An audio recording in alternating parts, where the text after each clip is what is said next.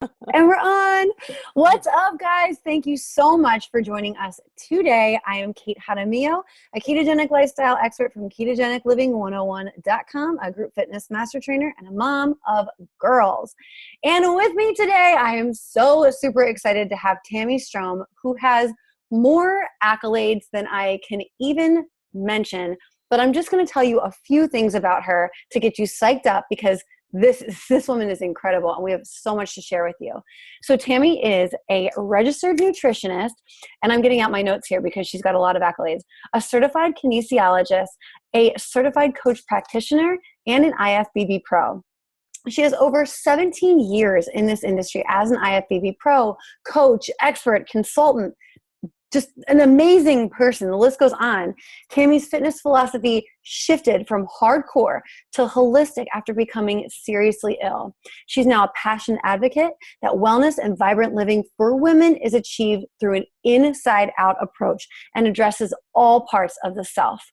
Her special focus is working with overwhelmed, ambitious, and busy women to balance hormones, optimize metabolism, and overall redefine their fit for all parts of their life. She calls this Bliss Building. Ladies, can you relate to any of that? Because I know I can relate to all of that. Listen up.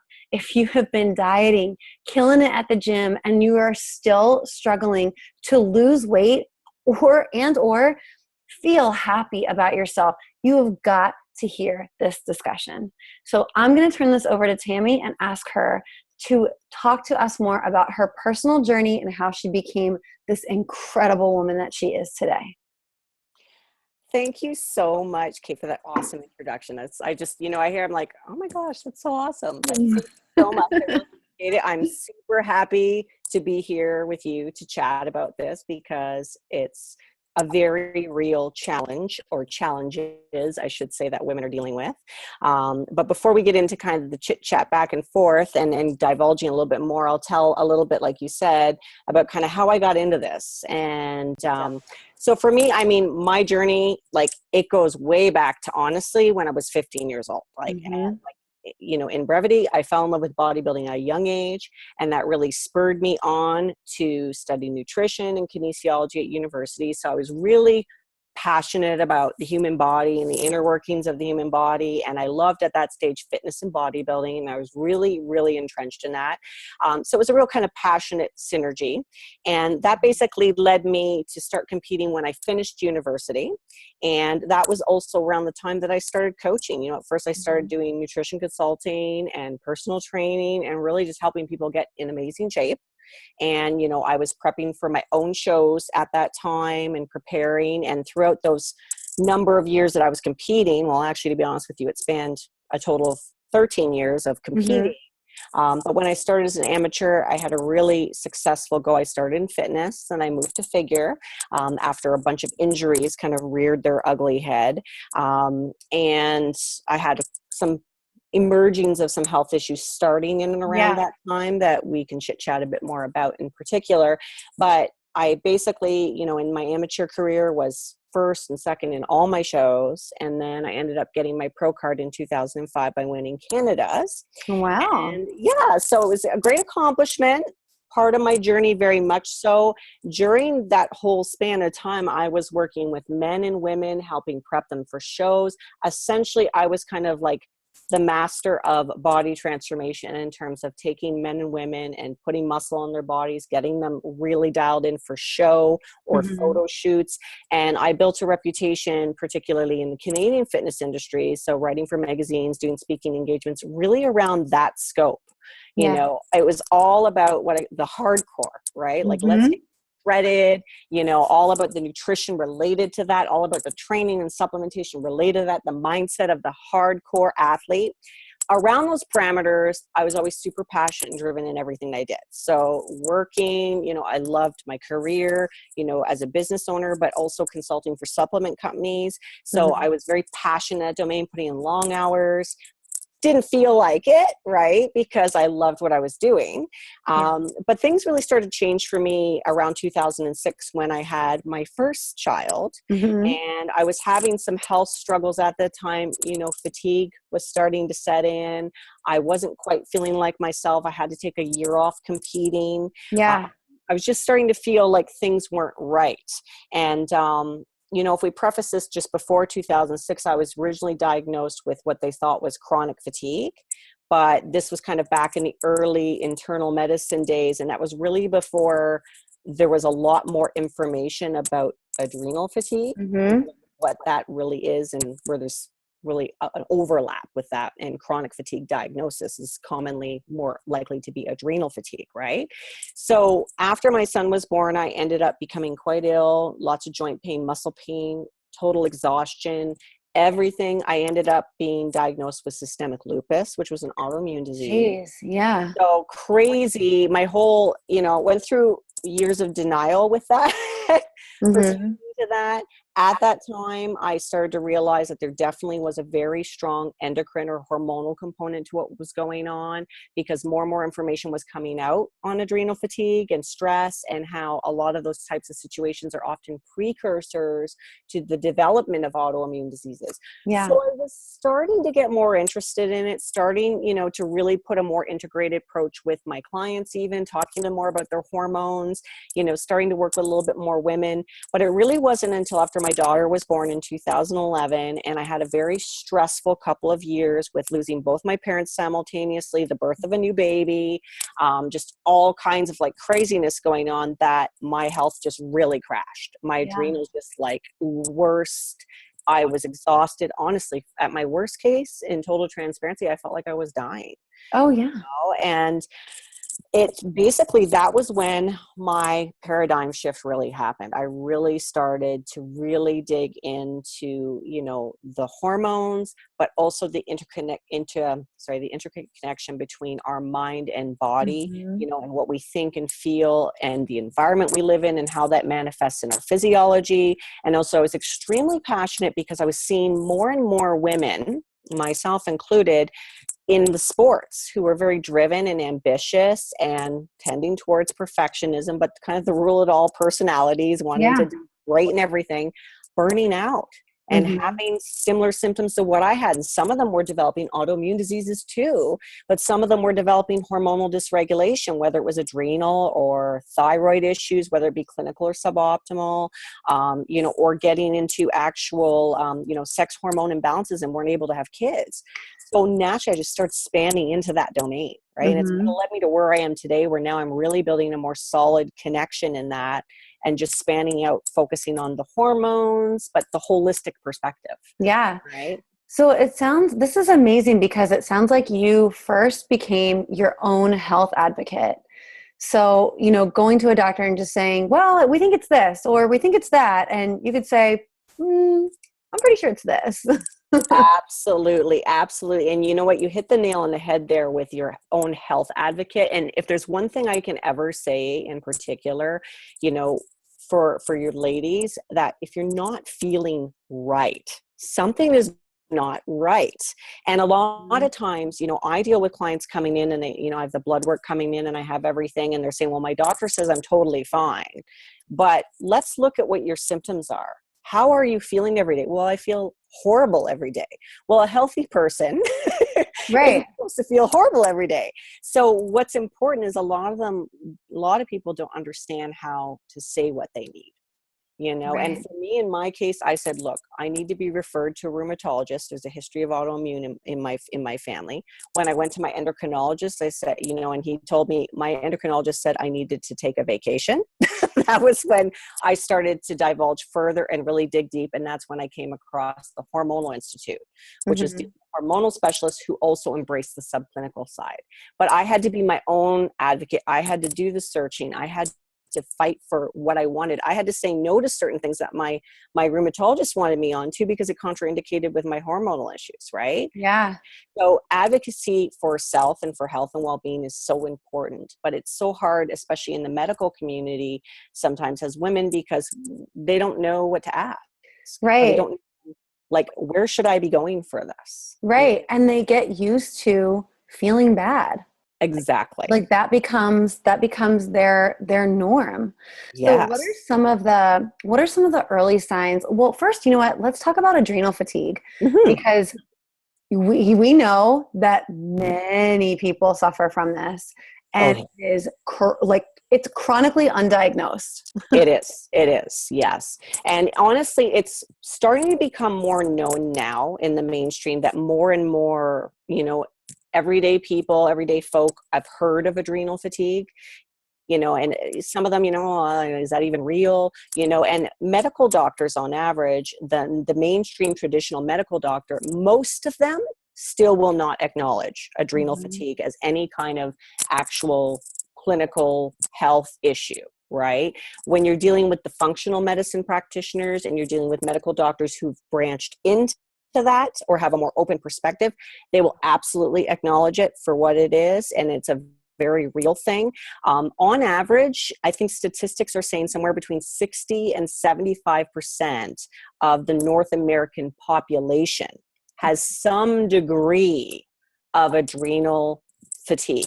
Now, Oh. that could be stage 1, very early, and it Mhm. could be, you're just tired sometimes, you just low mood, not feeling yourself. Maybe you have some joint inflammation. Maybe you have some early signs of, insulin resistance, things you talk to Mhm. a lot about. Mhm. Things are kind of going off kilter, but the first sign typically is not feeling energetic, not feeling yourself. Feeling tired is a big one. That's like your stage 1, right? Mhm. And then, you have all the way to the end spectrum of stage 3 and into stage 4, stage 3 being like really your highest level in fatigue, where usually the blood work is all messed up on the thyroid, on the cortisol, on the sex hormone front. Everything really is kind of a mess, and you really are feeling your worst. You don't have exercise stamina. You don't have endurance. Your memory is terrible, irritability, Mhm. agitation, no sex drive, muscle aches, inflammation. This is when autoimmune conditions show up. Typically, that's when we start to get that. We start to see women who have thyroid issues all of a sudden, whether it be Mhm. subclinical, or they're actually diagnosed with like Hashimoto's or a Graves disease type level, where it's more in a clinical manifestation.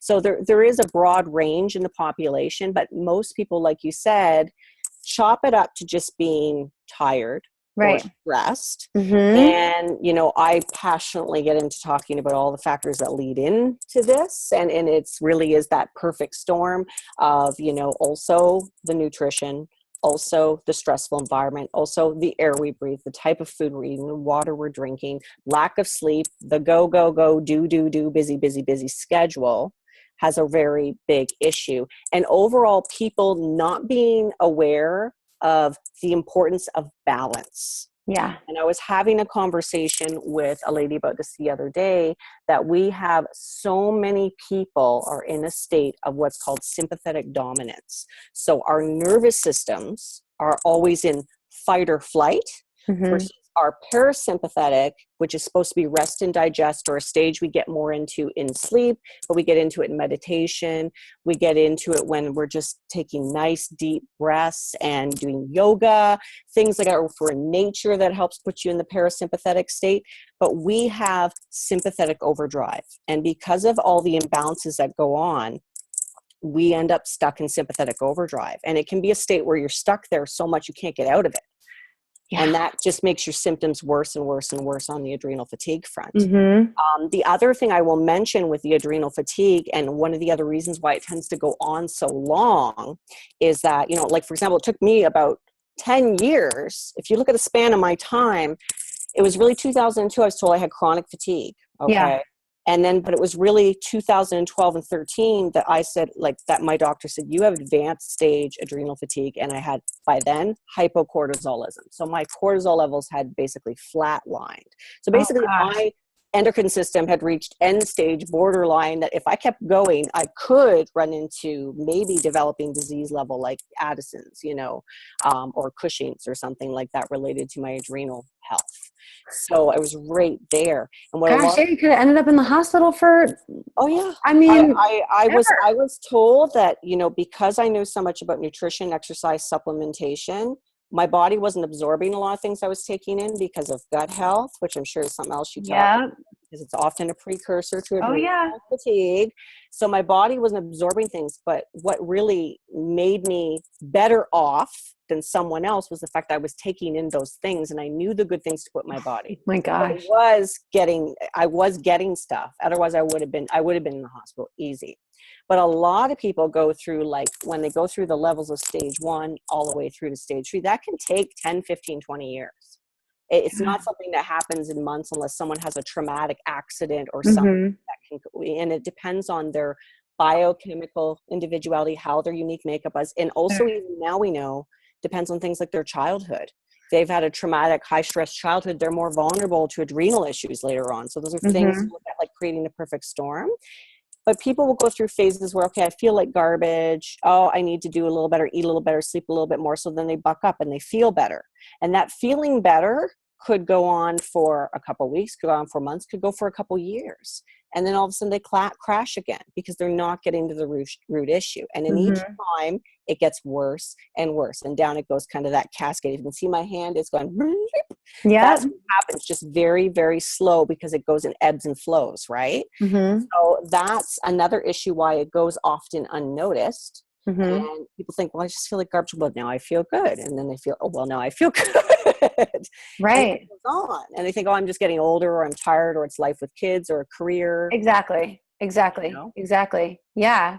And when you're, and the hormone thing, like we all, I want you to talk about how our bodies are changing and how they are constantly changing and adapting to things differently. And I think that this is so important to talk about because as we're stressing out over hitting a number on the scale or being able to bench a certain amount of weight, like all of that, or how we used to look 10 years ago and Mm-hmm. being so hung up on that, how much stress that is putting on our bodies and our overall health and how it's affecting our hormones and everything else. Absolutely. And you hit the nail on the head. Like those are very powerful factors that trigger major stress, right? And not understanding, we're thinking, well, I want to fit into that dress that I wore when I was 22. I want to be the same size I was 22. Maybe you're Mm-hmm. 35 now. Okay. And you'll do everything it takes in terms of really abusing the body, the yo-yo diets or starvation diets, excessive exercise, or abusing stimulants. That's another one, like caffeine or fat burners that can tip your body into a very vulnerable state, all Mm-hmm. trying to fit into something that really is not realistic. Our bodies do change. We don't live in a bubble. We're affected by our relationships. We're affected by the environment that we're living in, the water, the food, everything that we're drinking. And as our body is aging, I hate to say it, and I got to say it, we're not 20 anymore. Right. I'm not 20. I'm going to be 40. So, I have to be like, okay, is my body the same as it was 20? Heck no. Is it the same as it was when I was 28? No way. It has changed Mm-hmm. vastly. And women have children when we get into our childbearing years, and more women are having like late 20s, 30s, mid 30s. Mm-hmm. That is another major stress on the body. And what women need to understand too, that, carrying a baby and childbirth, extreme stresses. And a woman coming into becoming pregnant, and this is assuming, she's blessed enough that she can become pregnant, things are in check, hormones and balanced enough that she does become pregnant and carries the pregnancy to term. Her health, that as she's coming into the pregnancy, her nutritional status, her omega-3 status, her gut health, all her vitamins and minerals determine not only the health of that baby, but ultimately how well she's going to bounce back after. In Mm-hmm. terms of hormonal rebalancing. But the hormonal rebalancing is a new normal. And a lot of women tend to think, well, I'm going to go back to the way I was pre-baby. No, Right. there's a new normal, right? Just like anything. And over a period of several years, when you have 1, 2, 3 kids, or even if it's just one, you're going to see your body change in terms of fat storage shifts. Your lifestyle affects the energy, how much sleep you're getting. We all know sleep is death to the adrenals, it's death to hormonal Yes. balance, and it's death to your waistline. Yeah. Oh my gosh. More insulin resistant, your cortisol levels will be through the roof. And if you've come in with weakened adrenals to begin with, that's even harder to deal with. So thyroid might be compromised coming into that. So women will find they're storing more fat around their waist. They're not losing it like they used to. They're noticing increased cellulite because they're experiencing things like estrogen dominance, because stress is depleting progesterone side of things. So, and I'm not trying to make it sound complicated, but hormones can be complicated, but at the root of it, what's important to understand is that the body is in a state of flux as it ages, right? There's changes. So your body that you had 2 years ago is not the same body you have today. Right. The nutrition and healing and exercise protocols I do to maintain my vibrant health that I now have, thank you God, that I have today. Yeah. Were not achieved doing the same thing I did 10 years ago. Or 5 years ago. In fact, I spun my wheels, kept trying to go back to what used to work for a while. Yeah. And we all do. Research we do. Yeah. And I had to dive into the research. I had to consult with experts. I had to get really educated on the hormones, but on metabolism. But also for me, part of the reason why I got into the life coaching part of this as well was because it all fits together. How we're thinking, how we're feeling, how we're living day to day, what our environment is that we're in, not just the foods we're nourishing and the exercise and the supplements that we're putting in our body. It's all that fits together to determine how our body responds. Oh, yeah. To any program that we're following. Yeah. So that's so important. I think a lot of women struggle with understanding that the body changes and you have to accept that. And we all know, and you mentioned about the scale. Well, we all know the dreaded scale, and the scale is a bitch. It is. And I'm sure you say the same thing I do, that simply, for starters, we know muscle's more dense. So you'll always weigh more when you have more muscle, but it takes up less space. So as you lose fat, you'll lose inches, your body composition improves, you look better in the mirror, you look better in pictures, but the scale might go down, then go back up again. Yep. Or go down. Exactly. And it depends on so many factors and water weight, and throw out the darn scale. Yeah. Well, and monitoring that is just going to stress you out. It's just going to stress you out, and it throws things more out of whack, raising your cortisol levels, affecting your ghrelin and leptin hormones, absolutely all of that. And it's for what? For what? Why are we shooting for a number? We're not numbers. We're people. We're not numbers. That's why I always say that it's about how you feel should be the number one parameter. Fit and healthy should feel amazing. You can look good, but if you feel like garbage, that's not a good thing, right? So that's where we aren't numbers on any level. We've got to look at the whole package, how we feel, how we look, take it all together. Right? That's so important. Yeah. And I mean, you mentioned over exercise and the nutrition component. What about alcohol consumption? How does that affect our hormones? Yeah, no, it can have a number of different effects. And right now I'm speaking mostly to women, but I'll mention on the male side very briefly as well, that a lot of men who drink don't realize that it actually increases their estrogen and depresses their testosterone. So that beer belly is like the estrogen belly, there's right? a reason for that, combined with andropause, right? There's a reason. On the women front, we see a few different effects. For starters, in general, I mean, alcohol once in a while, moderation, okay. But let's look at alcohol really what it is. It's a toxin. At the end of the day, we're voluntarily drinking toxin. Now I know socially we right, of course. there. But over time, you'll be more insulin resistant. Absolutely, anything that is a toxin to the body that the body has to work harder to process and metabolize is a stress to the endocrine system. It stresses the adrenals. So if someone's doing that repetitively, and if they have other factors in the equation as well, which most people do, it again can be that perfect storm, right? Yeah. So it can definitely throw things out of whack. That's why, for example, when we do healing protocols for adrenal and gut, well, alcohol is gone, just like caffeine is gone, right? It is seen as a toxin to the body, right? So it's not going to be conducive to health and well-being from that perspective. So absolutely. I mean, it's another thing. And we do have a lot of happy drinkers. Of course. So. And talk about the process a little bit, because we all want to wake up tomorrow morning and feel amazing forever. Yeah. But we know that there is no magic pill or quick fix or anything like that. Yeah. So, and I know too that the length of the process varies for most people. Mm-hmm. So like when someone's working with you, like how do you kind of educate them about? Yeah, that's such a smart thing to mention because, one of the first things that I always get people to look at is we really take a look at how many holes they have in their bucket is what I call. So, when you Good have analogy. someone, yeah, it really works. People will understand it. I know, I understand. I remember I it. see it right now. I If see I'm it. poking holes in my bucket, I got to stop doing it, right? And Yeah. I've done it, trust me. Oh yeah. Like a lot, I had lots of holes in my bucket. So, we really take a look at that. Like, what are the things you're doing that are really restorative and what I call nutritive or, replenishing to the body? That's why I'm a big fan of the word nourishment, right? Mm-hmm. What good things are you doing? Attitude, belief wise, nutrition wise, supplement wise, exercise wise, sleep wise, lifestyle wise. But where are the holes in the bucket, Mm-hmm. right? Now, sometimes some of the holes in the bucket that we have to look at are the most basic. When we're dealing with adrenal fatigue, there actually is a pyramid of healing that you do have to go through. And one of the most important things to identify first is, are we dealing with malabsorption and leaky gut issues?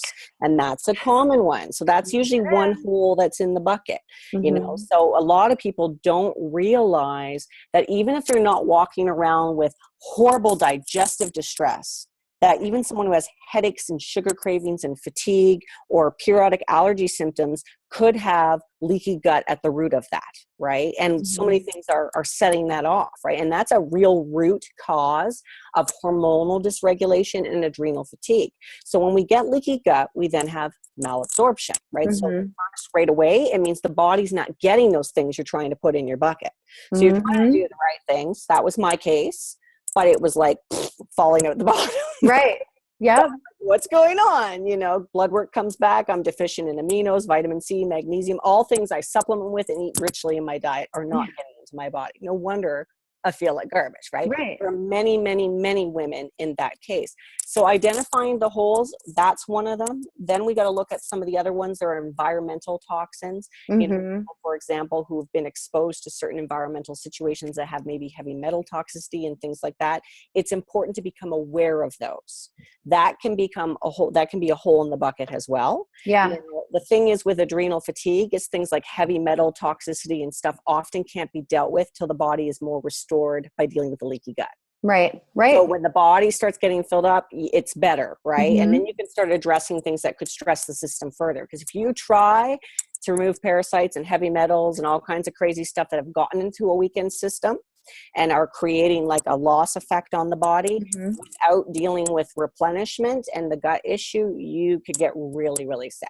Oh yeah. I mean, Absolutely. like with the leaky gut issue, the more so you're putting in and the bad bacteria that's just like, just like flooding your body. Absolutely. When we're dealing with the leaky gut, we also get into conversations of toxicities. Like, what's your environment like? Are you eating organic foods? Is your water, is it filtered or is it loaded with like the fluoride and the chlorine, right? Are we dealing with that? Are you in an environment where you're using cosmetics and fragrances and air fresheners that you're breathing in that give xenoestrogens and toxins that again alter the hormonal environment, right? I know it sounds terrifying, but knowledge is also power, right? We want to be aware, right? Yeah. Then the other factors that we look at with holes in the bucket are things like, are you a workaholic or someone who works way too much? Do you have a poor work-life family balance? What's your attitudes around that? Are you a person who's like, I should? Are you a worrier or a should'er, I say, or are you a person with a big gremlin on your shoulder that's chipping away at you all the time, like self-loathing? There's a lot of that. Those are holes in the bucket.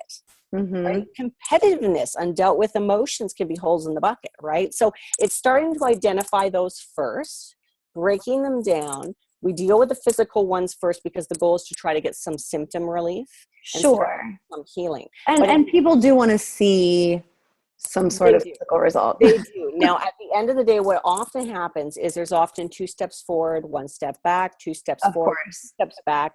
Just like with anything, healing is a gradual process. So if someone is further down the line, it will definitely take them longer to heal.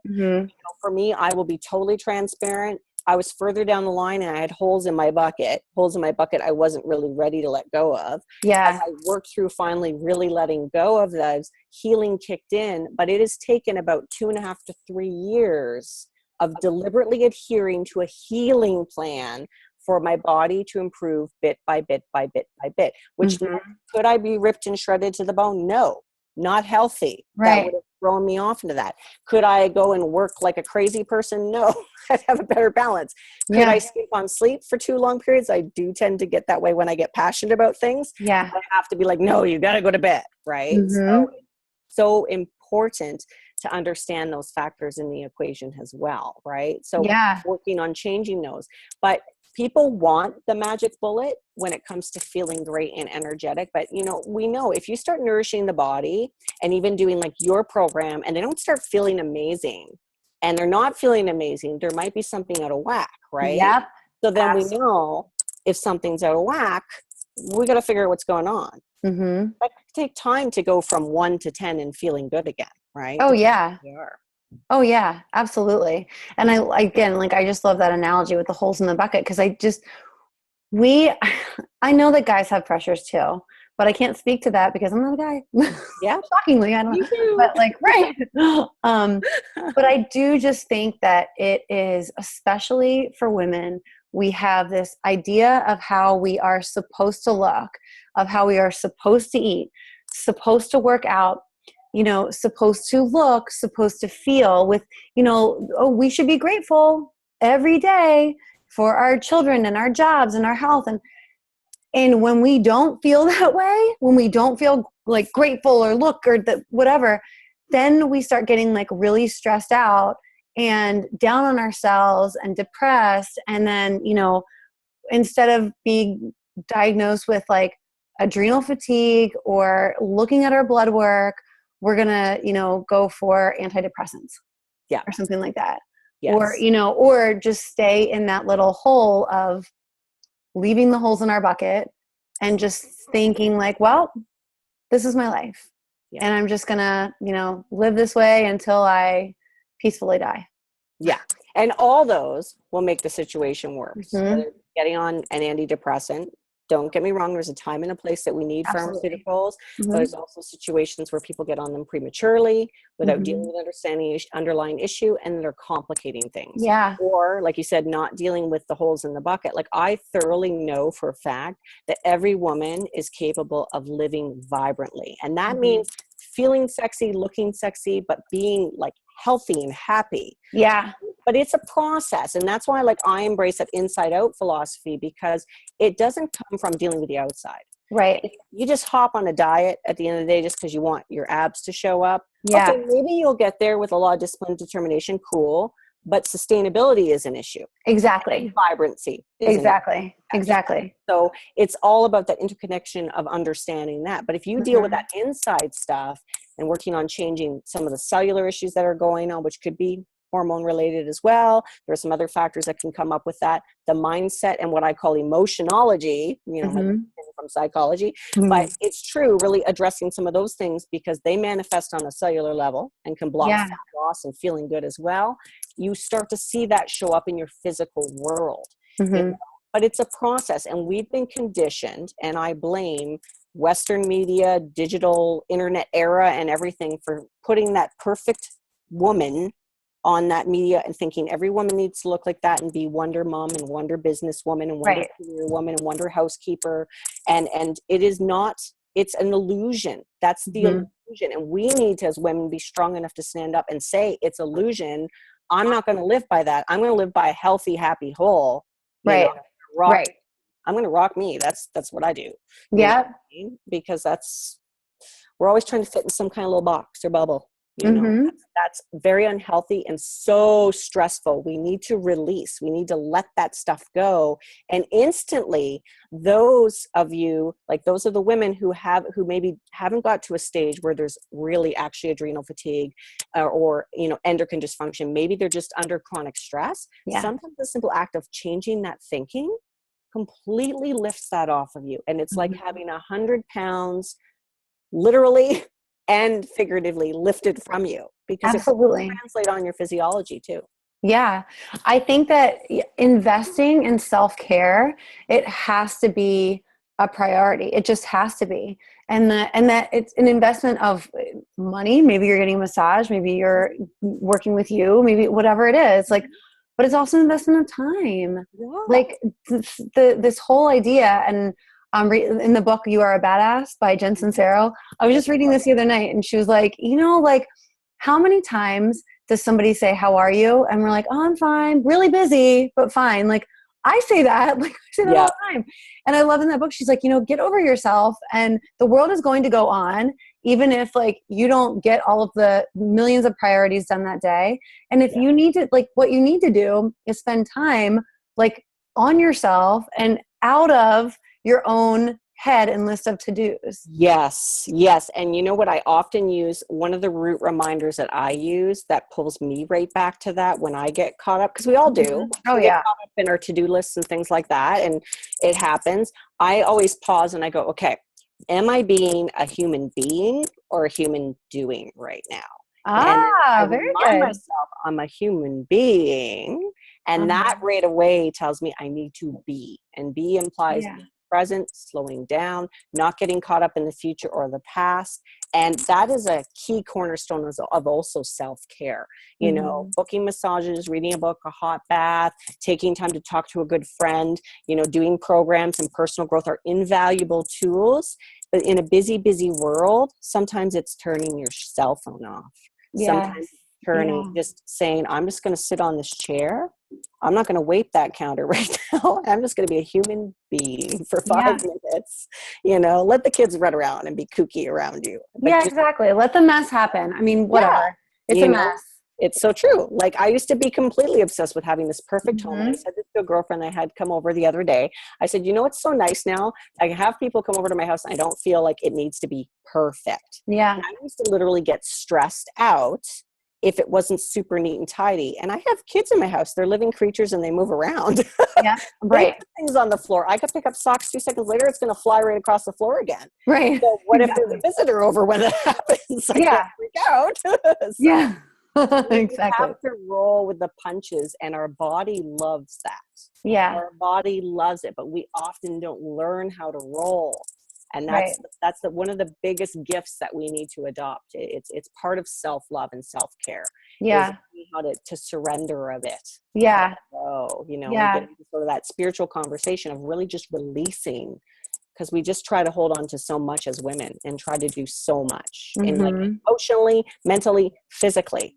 Right. And Right. this is where we have epidemic burnout levels, aka adrenal fatigue, right? We're seeing it the worst, right? Yeah.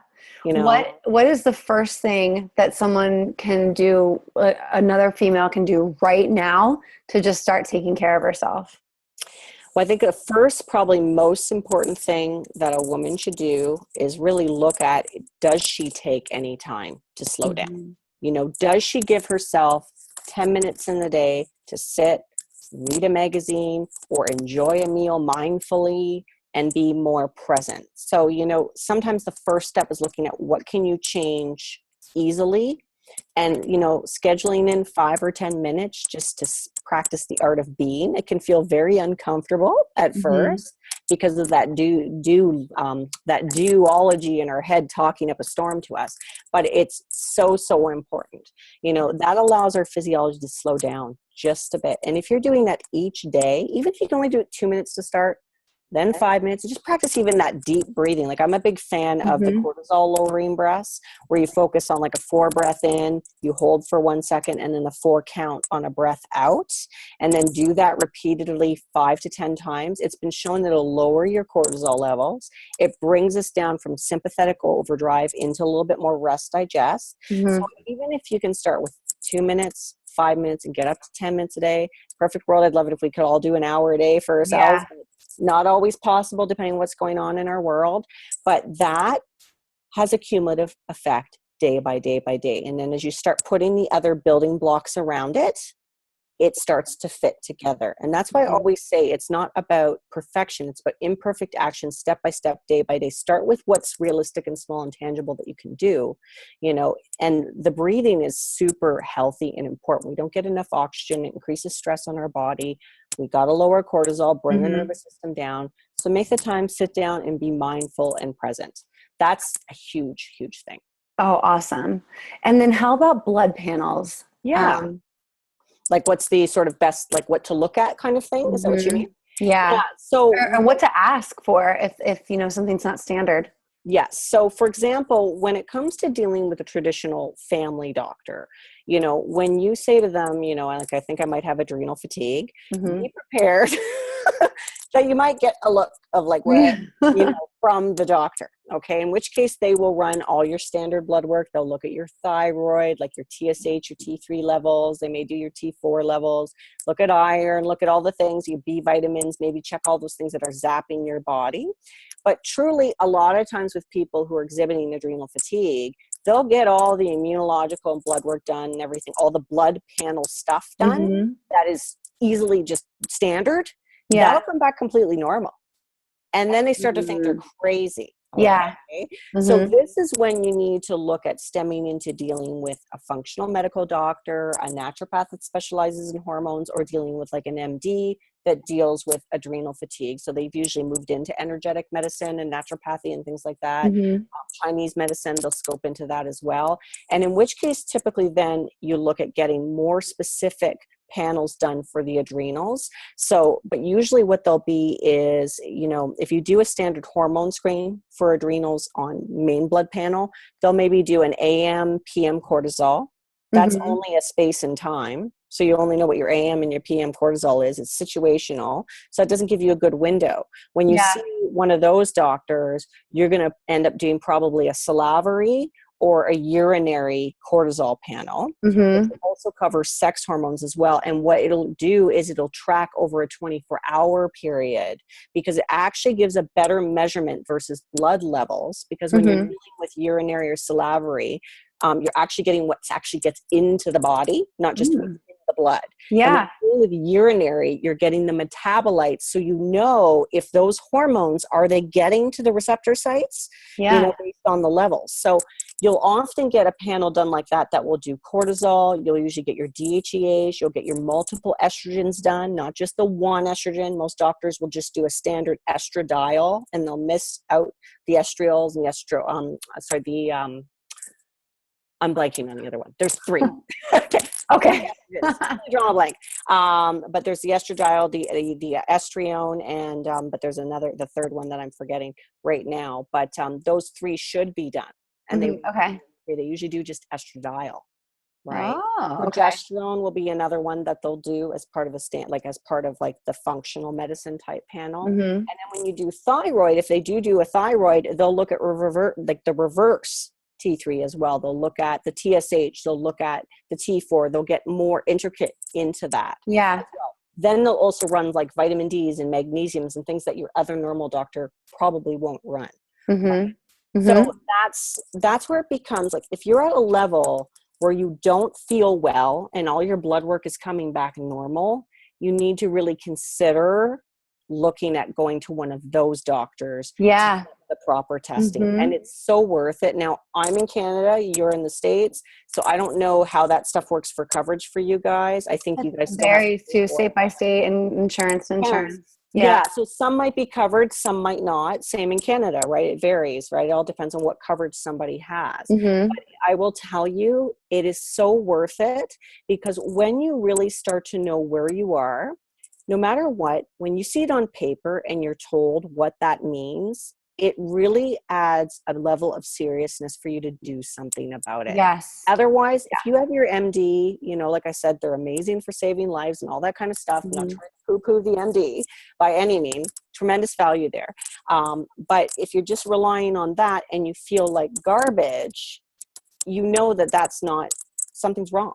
Right. And invest in another, you're going to know it's very real and you need to do something about it. Yeah. Otherwise, you're going to continue perpetuating the same behaviors, right? Right, which can lead to all kinds of things. It can All lead kinds to of even things. things like cancer down the road. Yeah, It is very exactly. serious. Like we Mm-hmm. know the connection between like the hormonal dysregulation, chronic inflammation, autoimmune disease, Gut health. diabetes, Yep. Mm-hmm. cancer. Like there's such a massive connection between the evolution to disease. So Mm-hmm. we like disease level. We need to really take it seriously for what it is. Yeah. You know, it'd be great if we could all go live in beautiful deserted islands and have no stress and have no technology, but that's not going to happen. So we have Right, to exactly. put the little So, pieces together. yep, You know, exactly. And you guys, Tammy is in Canada, but she can work with clients all over. And absolutely, I do. And so if you get your blood panel run and you decide that you're ready to work with an expert on letting go of filling up the holes in your bucket. If you are ready to do that, then and you can get your blood panels done. It's not a requirement to work with her. However, if you really want someone to dissect them and read through them, this woman is like one of the most intelligent people I've ever spoken to. She really, really knows her stuff and can go through it with you and can make sense of it. Can make sense of it in a way that maybe your family practitioner can't.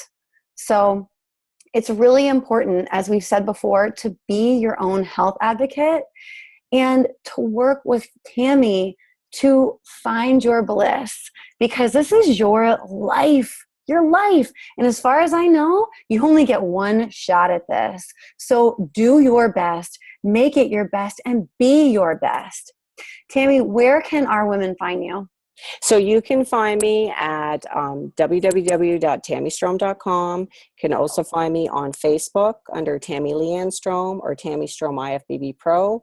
Instagram, Tammy Strome IFBB Pro, and I believe my Twitter is Tammy Strome IFBB Pro as well, so you can find me on there. The other thing I was going to mention with what you mentioned about the hormones there, also additionally, I am connected with the Institute of Hormonal Health, so I can refer for testing. So if for some reason someone comes in to work with me, and I do for potential one-on-ones, I always do usually a 30-minute complimentary discovery session so we can kind of see what's going on. So if someone doesn't have all their testing done at that point, I can set them up with IHH to get that done. There is a cost for it, but they can get that testing done. It's Canadian prices, so when you're in the States, it's better. Yeah. There's a benefit there from that perspective. And it's Tammy Strome, TammyStrome.com. Correct. And I'll include that. Oh, Awesome. thank you so much. Yeah, no, my pleasure. And for sharing all of your knowledge. And ladies, again, just take care of yourselves. That's all. That's all. I know it's the biggest thing, but it's you. It's your life. Take care of it. Tammy, thank you so much. Mwah. Love you to the moon and back. Love you too, girl. Peace out, guys.